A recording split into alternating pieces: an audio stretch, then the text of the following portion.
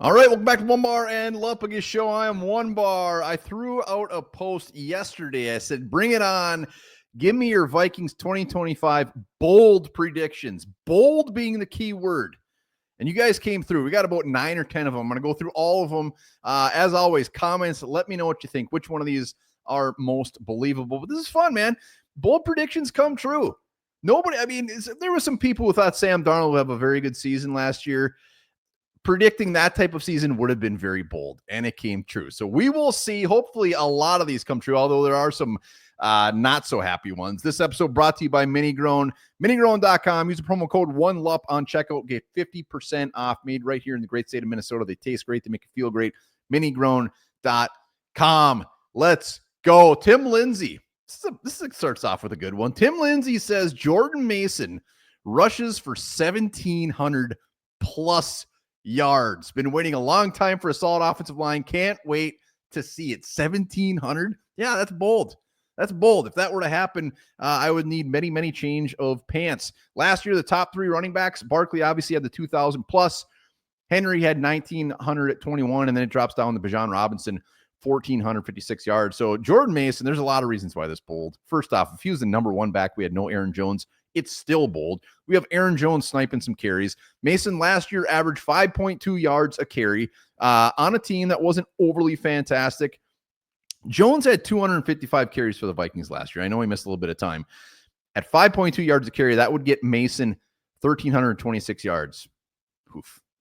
I love it. There's a lot of people think Jordan Mason, myself included, could potentially be the number 1 back by midseason. We will see, but that is definitely bold. Next up, we got Patrick Harms. Might be the boldest of them all. He says Silas Bolden makes the team ... as a running back. Not only does the undrafted free agent make the squad, he makes it at a completely different position. And we all know how I feel about it. I would love this, mostly because I'm not a Ty Chandler fan, but this is crazy. Harmsy, love you. The dude, I knew he was small, 5'8", 152 pounds. I don't know what the smallest running back is ever weight-wise. I looked up Darren Sproles, and he was a $190. I looked up, remember Quiz Rogers? He was from Oregon State. He was like 180 or something. So 152 running back. I also looked up Bolden, and, he did have some carries in college, 23 career carries in college, average 8.7 yards a carry. I'm all for it. He'd have to get about 1 carry a game, if that, so he doesn't completely implode on the field. But very bold. Like it. I do like Silas Bolden as a bottom depth chart type of wide receiver making the squad. T-Bass comes in and says Ty Felton has more touchdowns than Jordan Addison. And when you just say it, it doesn't sound that bold. But when you look at the numbers, Jordan Addison last 2 years has 19 touchdowns. So that's a big ask. And maybe the help with this is if Jordan Addison does get suspended for a few games. Ty Felton last year in college, 9 touchdowns receiving. I could see him getting some touchdowns. Why not? You'd have to surpass Jalen Naylor on the depth chart as wide receiver 3. But look what Naylor did last year. The dude got a ton of easy touchdowns. Ty Felton, if he's better than Naylor and sees the field more, it's possible. It is absolutely possible. That might be the least boldest one out of the group, but still bold. Vince 69. Bold prediction coming in saying McCarthy throws for 3,800 yards, 29 touchdowns, only 5 picks, leading the Minnesota Vikings to the NFC title game. He doesn't say what happens in that title game. Hopefully we win.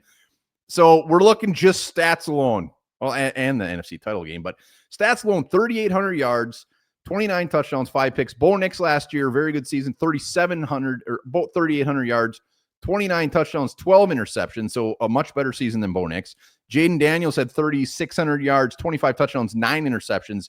So even better season than him. And yeah, you can point to all the weapons he has, a very much improved offensive line.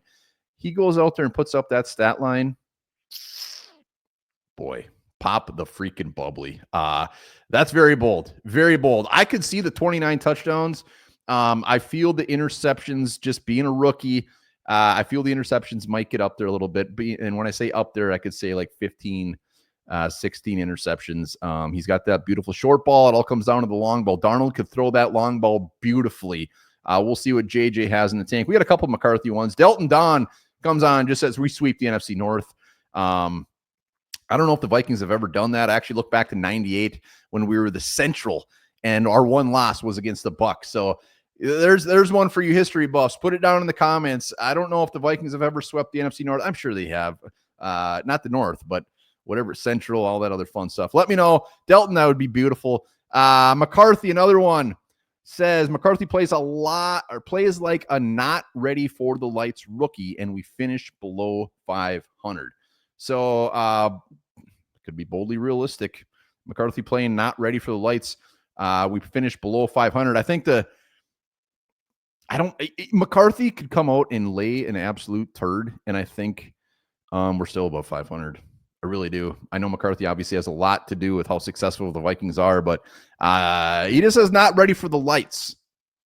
Maybe that means he's not great in primetime, which we have a ton of primetime games. I'm making no sense right now, but yeah, I mean, it's definitely possible. Musty Insane says the team goals for this one is fairly depressing, but probably accurate. This doesn't even seem that bold. Team goals for 13 wins. Losses are to good teams. McCarthy is all right. Something besides the O-line deteriorates towards the end of the season, and we lose in an underwhelming wild card game. Wow, Musty. That makes me feel real good, but probably fairly realistic. Davey says the bold prediction just says win the damn Super Bowl. Nick Mora comes in and says the bold prediction is the Vikings will have the number one scoring defense in the league. Last year, they were up there. I want to say they were top 5. The Broncos were number 1 in scoring defense. He's saying the Vikings will overtake him. Man, hey, those big boys stay healthy up front.